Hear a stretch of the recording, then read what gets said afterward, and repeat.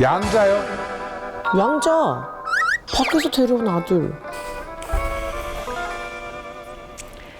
양자를 알고 싶으시다고요? 오늘 그 궁금증 제가 풀어드리겠습니다.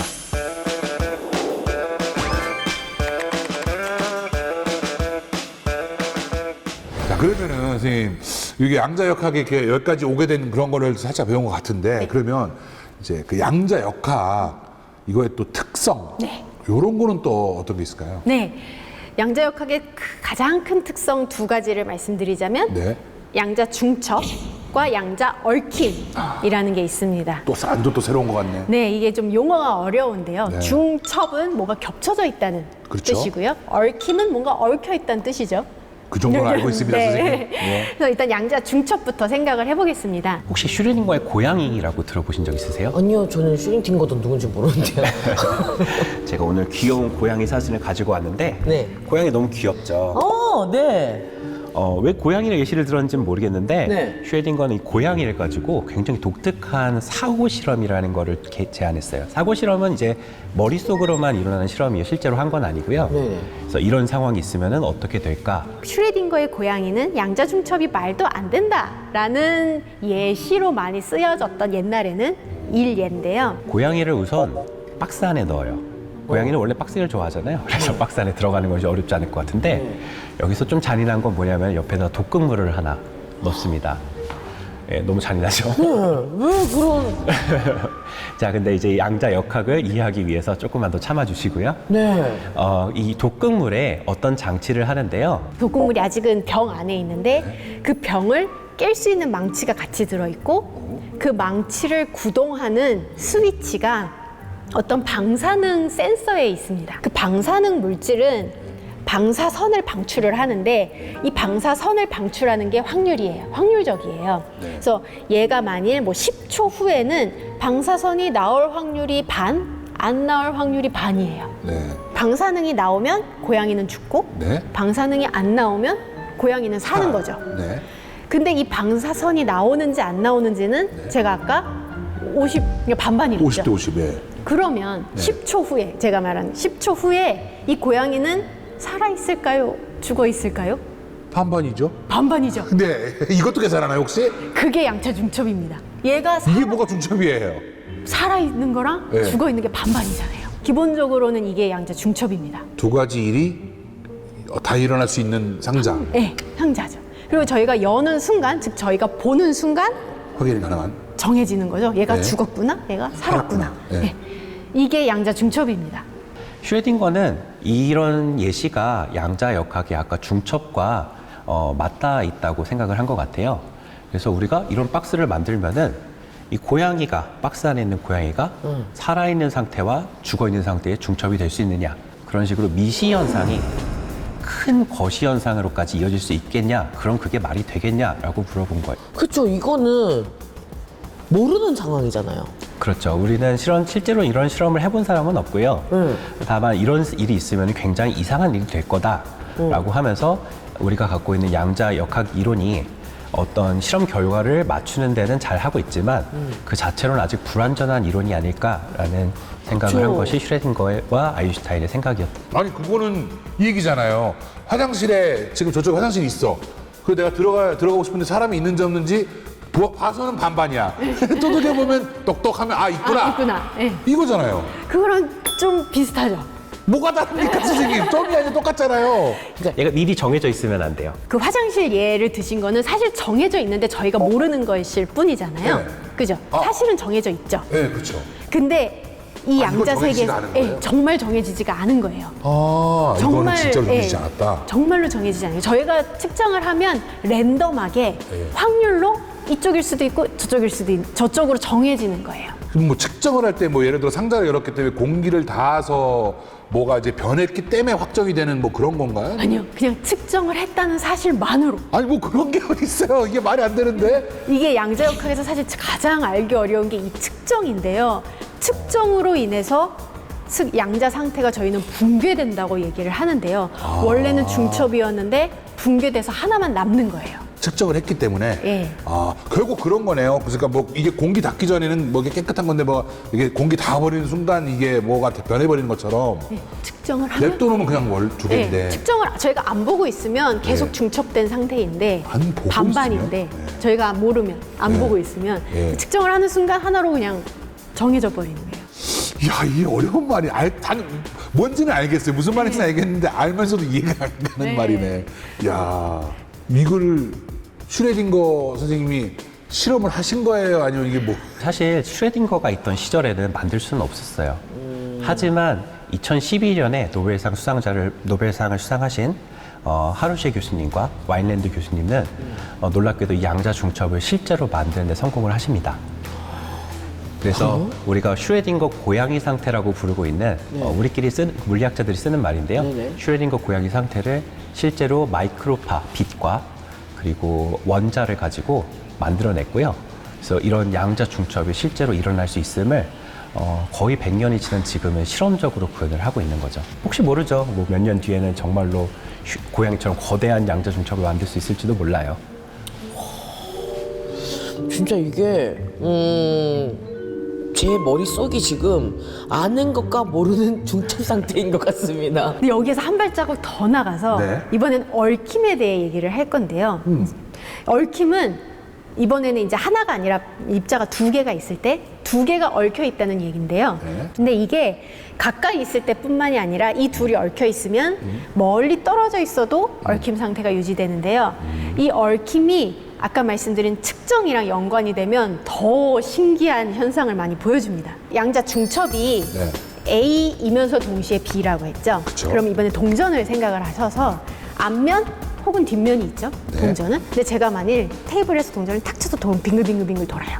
그럼 얘는 앞면일까요? 뒷면일까요?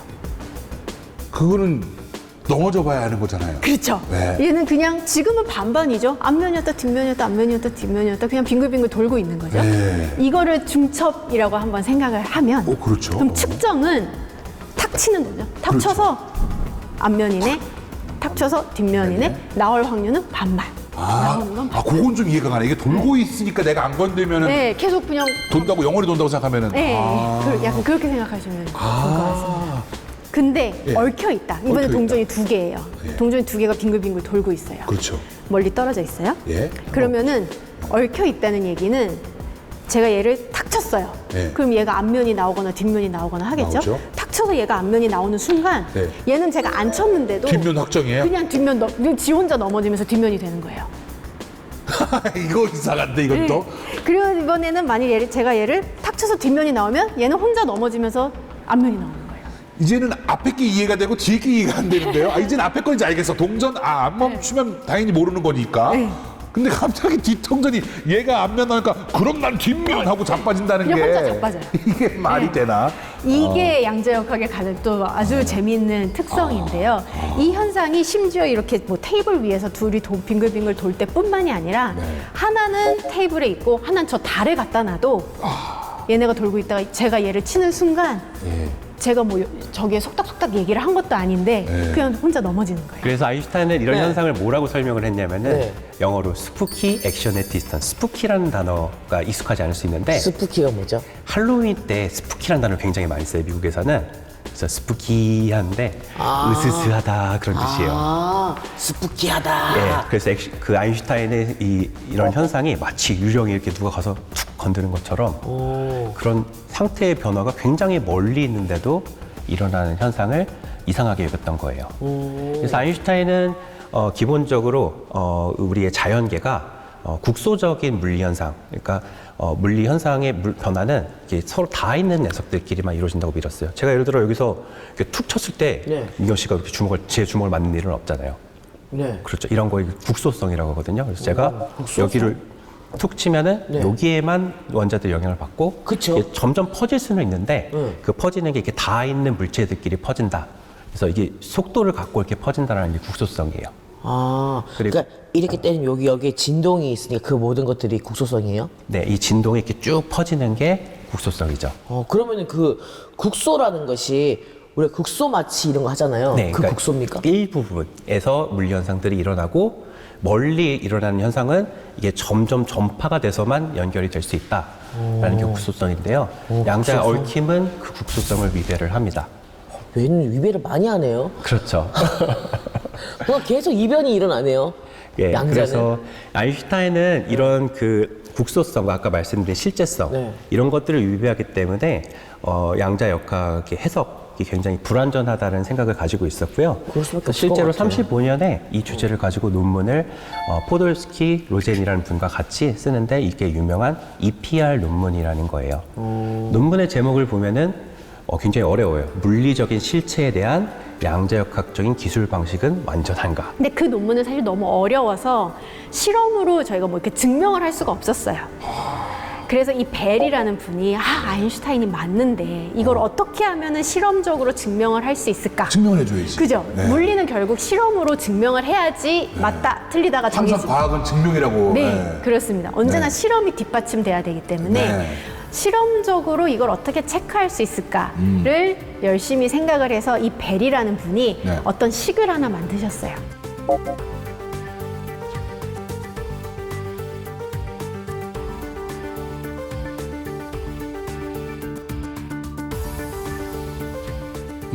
벨 부등식이라고 불리는 이제 식을 만드셨는데 네. 그래서 아인슈타인이 말한 이 숨은 변수 이론이 맞다면 네. 이 부등식을 만족해야 된다. 어떤 실험을 해서 어떤 양을 재서 그 양들을 비교를 했을 때 이 식이 나와야 돼. 라는 식을 하나 만드셨어요. 아, 이게 수학이에요, 물리학이에요, 이게 지금. 와. 결국 물리를 약간 수학적 도구를 이용해서 표현을 하신 거죠. 야, 대단하네. 그래서 이게 벨 부등식이라고 불리는데요.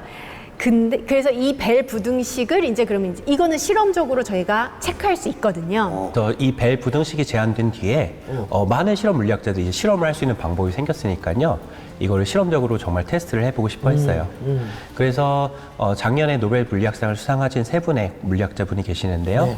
알랑 아스페 교수님, 그리고 존 클라우저 교수님, 그리고 마지막에 이제 안톤 자일링구 교수님 세 분이 수상을 하셨고, 세 분은 이 벨 부등식을 끊임없이, 여기 끊임없이 굉장히 중요해요. 굉장히 여러 번의 실험을 통해서 그걸 검증하고 또 검증을 했어요. 검증 결과가 어땠을 것 같아요? 이게 참 어려운 부분인데 맞아 떨어졌어요? 그게 맞지 않았을까? 아쉽게도 벨 부등식이 틀렸어요. 아, 틀려요? 틀렸어요. 이러면 아인슈타인 선생님까지 다 틀리게 되는. 그렇죠. 그래서 결국 아인슈타인 선생님이 틀렸구나 라는 거를 밝히셨고 그 세 분의 물리학자분이 작년에 노벨 물리학상을 받으셨습니다.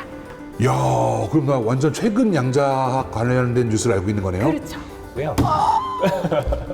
내가 틀렸구만.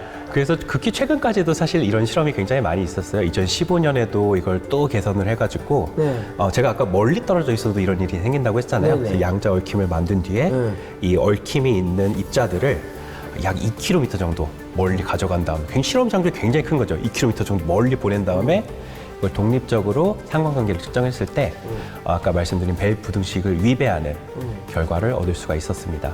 아인슈타인이 틀린 거죠. 네. 지금 그것까지가 사실 현실이네요? 네. 그래서 우리가 사는 우주는 아인슈타인이 믿었던 그런 실제적인 우주, 국소적인 우주가 아니라 적어도 그 둘 중에 하나는 포기를 해야 되는 그런 우주인 것이 밝혀진 거고 그래서 양자역학이 어쩌면은 이제 완벽한 이론일 수도 있다라는 것을 또 검증한 그런 사례가 될 것 같아요. 그래요? 그렇습니다. 그래서 현재로서는 이 코펜하겐 해석, 즉 확률로 기술된다라는 학설이 아직까지는 정설로 받아들여지고 있습니다. 무덤에서 벌떡 일어나시겠는데 그거 아니라고 하면서 나는 안 믿어. 아니야 아직도 예. 아니야 하면서 그렇죠.